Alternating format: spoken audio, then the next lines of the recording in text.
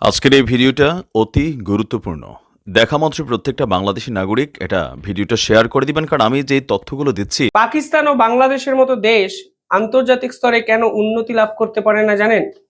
কারণ এরা চিরকাল শুধুমাত্র অন্যের পারপাসকে সার্ভ করে যায়। আন্তর্জাতিক স্তরে আজ এমন এক ঘটনা ঘটলো, তাতে একটা জিনিস পরিষ্কার হয়ে যাচ্ছে যে ডোনাল্ড ট্রাম্প যেভাবে পাকিস্তানকে ভারতের বিপক্ষে কাজে লাগিয়েছেন, ঠিক সেভাবেই বাংলাদেশকে এবার ছলে বলে কৌশলে ভারতের বিপক্ষে কিন্তু ব্যবহার করার চেষ্টা করতে শুরু করে দিলেন। আপনারা জানেন, ডোনাল্ড ট্রাম্পের সঙ্গে ভারতবর্ষের এই যে সংঘাত, এই সংঘাতের পর ভারতের প্রধানমন্ত্রী এসসিও সামিটে যোগদান করার জন্য চীনে যাবেন। অর্থাৎ চীন, রাশিয়া এবং ভারত এক শক্তিশালী মহাজোট তৈরি হয়েছে, যা ডোনাল্ড ট্রাম্পের জন্য অত্যন্ত বিপজ্জনক। এই মুহূর্তে ভারত সফরে এসছেন চীনের বিদেশমন্ত্রী ওয়াং ই। এই বিদেশ মন্ত্রীর এই ভারত সফর নিঃসন্দেহে আমেরিকার কাছে বড় ধাক্কা। কারণ চিরকাল আমেরিকা চেয়েছে ভারত যেন পাকিস্তানের সঙ্গে সংঘাতে জড়িয়ে থাকে, ভারত যেন চিরকাল বাংলাদেশ কিংবা কখনো কখনো চীনের সঙ্গে সংঘাতে জড়িয়ে থাকে। যখনই ভারত এই সকল দেশগুলোর সঙ্গে সংঘর্ষে জড়িয়ে থাকবে, তখনই কিন্তু ভারত অন্যদিকে ফোকাস করতে পারবে না, আর এটারই অ্যাডভান্টেজ নেবে আমেরিকা।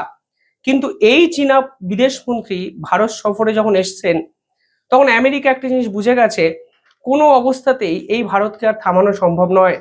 পাশাপাশি ইন্দো প্যাসিফিকে আমেরিকার যে লং টার্ম জিওপলিটিক্যাল গোল, যে চায়নার ডমিনেন্সকে থামাবো, সেটাও কিন্তু সম্পূর্ণভাবে ব্যর্থ হবে যদি চীন এবং ভারত একসঙ্গে কাজ করতে পারে। আজকে চীনের বিদেশমন্ত্রী ওয়াং ই তিনি ভারতবর্ষে এসেছেন। সকলের আগে মিটিংটি করেছেন ভারতের ন্যাশনাল সিকিউরিটি অ্যাডভাইজার অজিত দোভালের সঙ্গে। পরবর্তীকালে ডক্টর জয়শঙ্করের সঙ্গে তিনি একটি মিটিং করেন এবং আজকেই প্রধানমন্ত্রী নরেন্দ্র মোদীর সঙ্গে চীনের বিদেশমন্ত্রীর কিন্তু একটি মিটিং হতে চলেছে, যা অত্যন্ত অর্থবহ।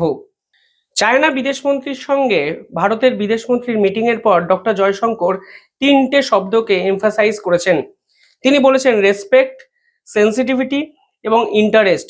এই তিনটে বিষয়কে গুরুত্ব দিয়ে চায়নার সঙ্গে কাজ এবার করবে ভারত, এবং চায়নাও ইকুয়ালি জানিয়েছে 2020 গালওয়ান ইনসিডেন্টের পর তারা ভারতবর্ষের সঙ্গে সম্পর্ক দৃঢ় করতে আগ্রহী।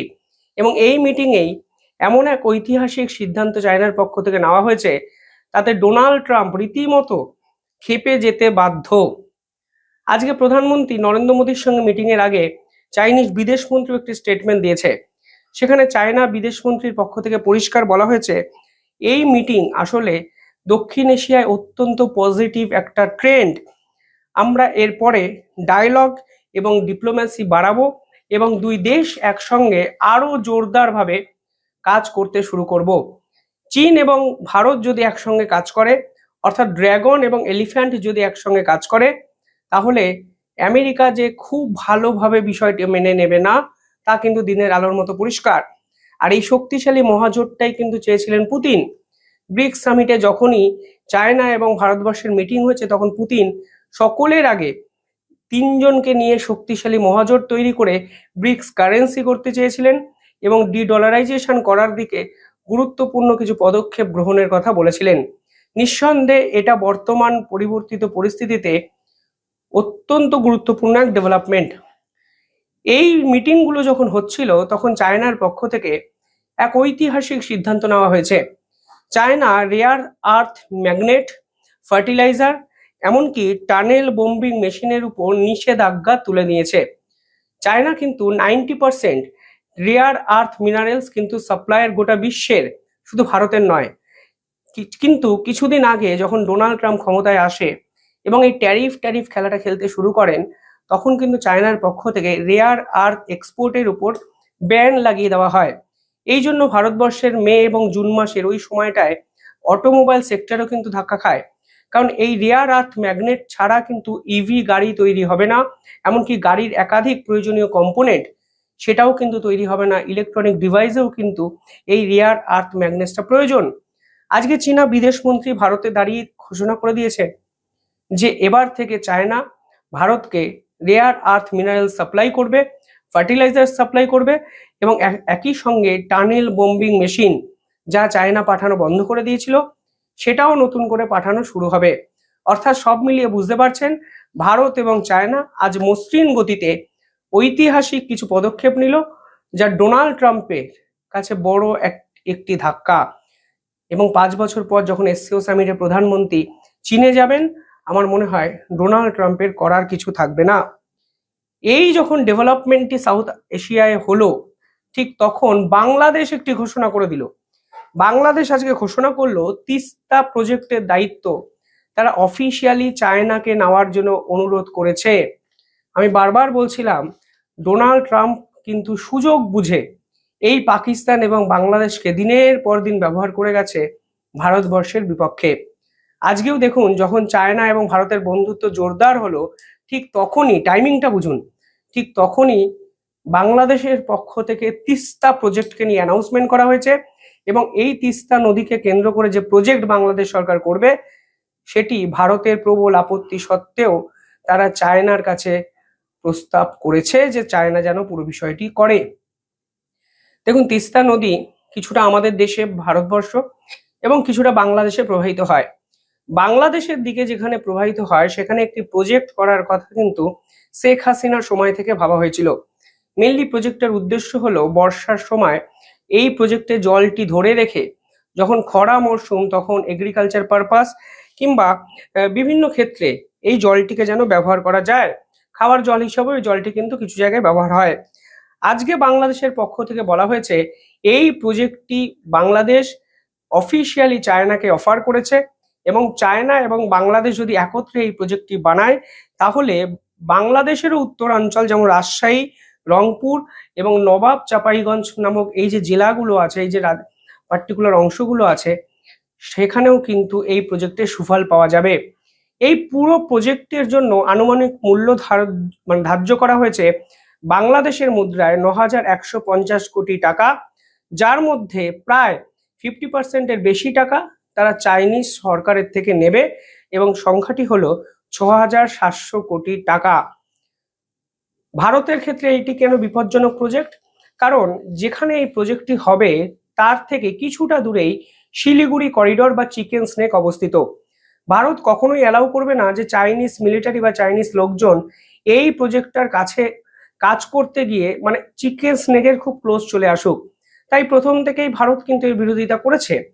অর্থাৎ এই পার্টিকুলারলি মুভমেন্টটাকে যখন ভারত এবং ভারত এবং চীনের সম্পর্কটা ঘনিষ্ঠ জায়গায় যাচ্ছে, তখন এই মুহূর্তটাকে ব্যবহার করার কিন্তু চেষ্টা করা হচ্ছে আমেরিকার পক্ষ থেকে। বাংলাদেশকে প্রেসার ক্রিয়েট করে চায়নাকে এমন একটি ডিল দেওয়া হচ্ছে যেন চায়না এবং ভারতের নতুন করে এক সংঘাতের সৃষ্টি হচ্ছে। এ অনেক বড় খেলা। আমি সহজ ভাষায় বোঝানোর চেষ্টা করলাম, আপনারা হয়তো বুঝতে পারছেন। দেখুন, অপারেশন সিন্দুরের সময় আমরা বুঝে গেছিলাম স্পষ্ট যে পাকিস্তানের পিছনে কিন্তু আমেরিকা আছে। আজকের দিনে দাঁড়িয়ে আজকে কোনো দ্বিমত নেই যে আসিম মুনিরের পিছনে কিন্তু সেদিন ডোনাল্ড ট্রাম্প ছিলেন।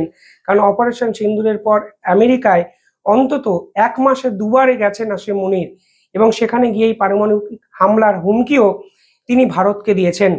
আর আজকে যে ডেভেলপমেন্ট তা ডোনাল্ড ট্রাম্প তো মেনে নিতে পারলেনই না, আর পারলেন না বলেই ফের একবার বাংলাদেশকে কাজে লাগিয়ে তিনি ভারতের সঙ্গে চায়নার বিরোধাকে করার কিন্তু চেষ্টা করলেন। হঠাৎ করে কোনো মানে নেই, কোনো ভাবনা নেই, কোনো আলোচনা নেই, তিস্তা প্রজেক্টের ঘোষণা আজকেই করতে হলো বাংলাদেশকে। এবং তিস্তা প্রজেক্ট নিয়ে বাংলাদেশের অন্তর্বর্তীকালীন সরকার কি সত্যি সিদ্ধান্ত নিতে পারে? 2 মাস পরে বাংলাদেশের ভোট। বাংলাদেশের এই সরকার নির্বাচিত সরকার নয়। নির্বাচিত সরকার ছাড়া কোনো অফিসিয়াল প্রজেক্ট কোনো তৃতীয় শক্তির হাতে এইভাবে কি তুলে দিতে কোনো দেশ পারে? যে প্রজেক্ট এত বিতর্কিত প্রজেক্ট, সেই প্রজেক্টকে নিয়ে সিদ্ধান্ত নেওয়ার ক্ষমতা বা এখতিয়ার বাংলাদেশের কি মোহাম্মদ ইউনূস সরকারের আছে? এটাই তো সব থেকে বড় প্রশ্ন। কারণ এই সরকার তো সংবিধানকে প্রশ্রয় দেয় না, সংবিধানের মান্যতা নেই এই সরকারের উপর, নির্বাচিত সরকার নয়। ফলে সব মিলিয়ে বাংলাদেশকে পিছন থেকে ব্যাকআপ দিয়ে এবার ভারতের বিপক্ষে কাজে লাগাচ্ছে ডোনাল্ড ট্রাম্প, তা কিন্তু পরিষ্কার। ইতিমধ্যেই বাংলাদেশে খুলে ফেলা হয়েছে রাষ্ট্রসংঘের অফিস। তা সত্ত্বেও আজকে জামাতিরা বাংলাদেশে যে কাণ্ড করেছে আপনারা দেখেছেন। আস্ত বড় একটি গ্রন্থাগারকে তারা পুড়িয়ে দিয়েছেন, অর্থাৎ ইতিহাসকে তারা মানছেন না, উল্টে পাকিস্তানের সঙ্গে তারা একের পর এক ডিল করছেন এবং ডোনাল্ড ট্রাম্পের সেনাবাহিনীর কর্তারা বাংলাদেশের সেনাবাহিনী সদস্যদের কিন্তু ট্রেনিং দিতে শুরু করে দিয়েছেন বিভিন্ন এলাকায়। সব মিলিয়ে বাংলাদেশ তো গেছে উচ্ছন্নে, কিন্তু এই উচ্ছন্নে যাওয়া একটি দেশকে সামনে রেখে তারা ভারতের বিপক্ষে চক্রান্ত করছেন এবং চায়না এবং ভারতের এই যে বন্ধুত্বপূর্ণ সহাবস্থান সেটা মানতে পারছেন না। আর মানতে পারবেনই বা কি? ডোনাল্ড ট্রাম্প যে সব দিক থেকে ব্যর্থ তা তো সকলে ধরে ফেলেছেন বলেই মরণ কামড়টা দেওয়ার চেষ্টা করছেন আজকে বাংলাদেশকে দিয়ে। আপনারা কিভাবে দেখলেন পুরো বিষয়টি?